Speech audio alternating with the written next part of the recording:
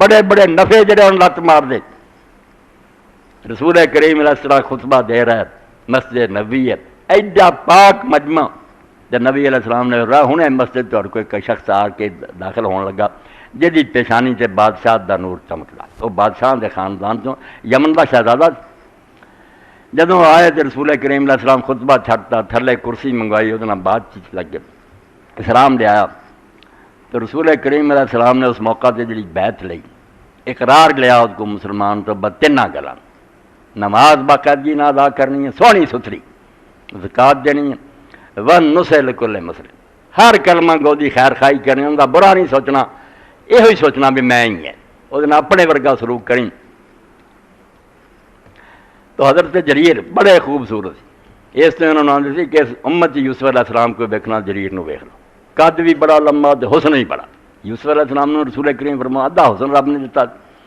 جریر بھی اسی طرح سے رضی اللہ تعالیٰ.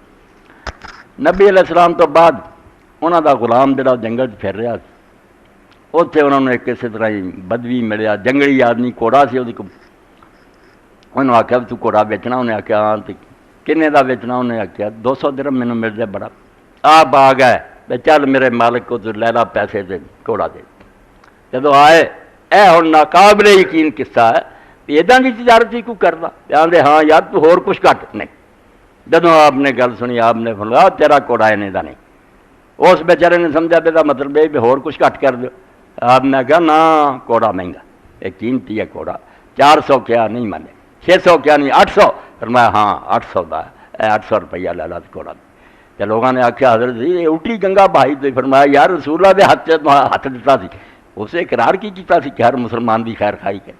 میں اپنے اس اقرار اس بیعت دا بیڑا کر کرنا یہاں چند ٹکیاں دی خاطر.